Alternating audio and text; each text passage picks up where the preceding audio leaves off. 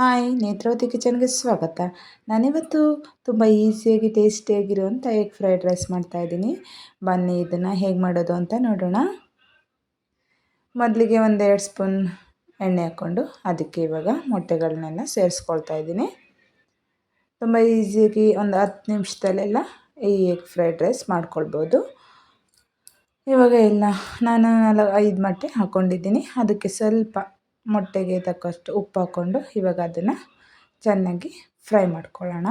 ಮೊಟ್ಟೆ ಹಾಕಿದ ತಕ್ಷಣವೇ ನಾವು ಈ ಥರ ಕೈ ಆಡಿಸ್ಕೊಳ್ಬಾರ್ದು. 1 ನಿಮಿಷ ಬಿಟ್ಬಿಟ್ಟು ಆಮೇಲೆ ನಾವು ಈ ರೀತಿ ಫ್ರೈ ಮಾಡ್ಕೊಳ್ಬೇಕು. ಆವಾಗ ನಮಗೆ ಉಡುಡಿಯಾಗಿ ಮೊಟ್ಟೆ ನಮಗೆ ಫ್ರೈ ಆಗಿ ರೆಡಿ ಆಗುತ್ತೆ. ಓಕೆನಾ? ನೋಡಿ ಇವಾಗ ಎಷ್ಟು ಚೆಂದ ರೆಡಿಯಾಗಿದೆ. ಇದನ್ನು ಒಂದು ಸೈಡ್ ಎತ್ತಿಟ್ಕೊಳ್ಳೋಣ. ಇವಾಗ ಅದೇ ಪಾತ್ರೆಗೆ ಒಂದು 4-5 ಸ್ಪೂನು ಎಣ್ಣೆ ಹಾಕ್ಕೊಂಡು ಎಣ್ಣೆ ಚೆಂದ ಬಿಸಿ ಆದಮೇಲೆ ಈರುಳ್ಳಿನ ಚಿಕ್ಕದಾಗಿ ಕಟ್ ಮಾಡ್ಕೊಂಡಿದ್ದೀನಿ. ನೋಡಿ ಇವಾಗ ಒಂದು ಈರುಳ್ಳಿ ಸೇರಿಸ್ಕೊಂಡು ಇದನ್ನು ಚೆನ್ನಾಗಿ ಫ್ರೈ ಮಾಡ್ಕೊಳ್ಳೋಣ. ಈರುಳ್ಳಿ ಕಲರ್ ಸ್ವಲ್ಪ ಚೇಂಜ್ ಆಗೋವರೆಗೂ ನಾವು ಚೆನ್ನಾಗಿ ಫ್ರೈ ಮಾಡ್ಕೊಳ್ಬೇಕು. ನೋಡಿ ಇವಾಗ ಫ್ರೈ ಆಗಿದೆ. ಇದಕ್ಕೆ ಇವಾಗ ನಾನು ಒಂದು ಚಿಕ್ಕದಾಗಿ ಕಟ್ ಮಾಡ್ಕೊಂಡಿರೋ ಕ್ಯಾರೆಟು ಚಿಕ್ಕದಾಗಿ ನೋಡಿ, ಬೀನ್ಸು ಒಂದು 4, ಅರ್ಧ ಕ್ಯಾಪ್ಸಿಕಮ್ಮು ಇದಿಷ್ಟನ್ನು ಸೇರಿಸ್ಕೊಂಡಿದ್ದೀನಿ. ಇದನ್ನೆಲ್ಲ ಚೆನ್ನಾಗಿ 1-2-3 ನಿಮಿಷ ಚೆನ್ನಾಗಿ ಎಣ್ಣೆಲೆ ಫ್ರೈ ಮಾಡಿಕೊಂಡ್ರೆ ಸಾಕು. ಇದಕ್ಕೆ ರುಚಿಗೆ ತಕ್ಕಷ್ಟು ಉಪ್ಪು ಸೇರಿಸ್ಕೊಂಡು ಚೆನ್ನಾಗಿ ಫ್ರೈ ಮಾಡ್ಕೊಳ್ಳೋಣ.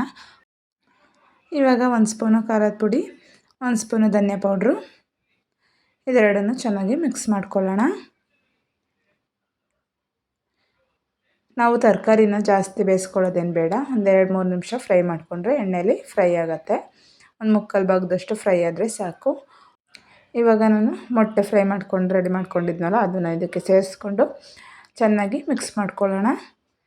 ನಾನು ಇನ್ನೊಂದು ಈಸಿಯಾಗಿರೋಂಥ ಎಗ್ ಫ್ರೈಡ್ ರೈಸ್ ಕೂಡ ನನ್ನ ಚಾನಲಲ್ಲಿ ಅಪ್ಲೋಡ್ ಮಾಡಿದ್ದೀನಿ.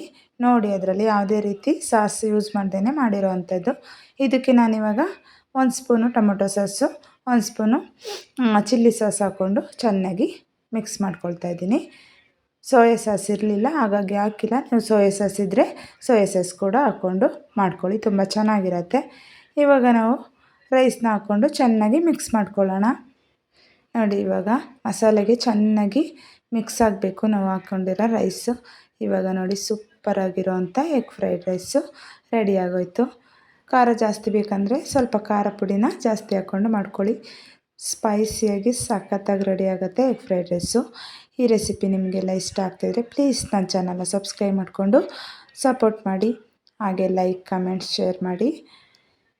ಇನ್ನು ಇದೇ ಥರದ ವೀಡಿಯೋಸ್ನ ನಾನು ಹಾಕ್ತಾಯಿರ್ತೀನಿ. ಈಸಿಯಾಗಿ ಕ್ವಿಕ್ಕಾಗಿ ಮಾಡುವಂಥ ರೆಸಿಪಿನ ನೀವು ನೋಡ್ಬೋದು. ನೋಡಿ, ನಾನು ಒಂದು ಬೌಲ್ಗೆ ಸರ್ವ್ ಮಾಡಿ ತೋರಿಸ್ತಾ ಇದ್ದೀನಿ ಹೇಗೆ ಬಂದಿದೆ ಎಗ್ ಫ್ರೈಡ್ ರೈಸ್ ಅಂತ. ನೀವು ಮನೇಲಿ ಕೂಡ ಟ್ರೈ ಮಾಡಿ, ತುಂಬಾ ಟೇಸ್ಟಿಯಾಗಿರುತ್ತೆ. ಎಲ್ಲರೂ ಕೂಡ ಇಷ್ಟಪಟ್ಟು ತಿಂತೀರಾ. ಇದೇ ಥರ ಇನ್ನೊಂದು ರೆಸಿಪಿಯೊಂದಿಗೆ ನಾನು ಮತ್ತೆ ಸಿಗ್ತೀನಿ.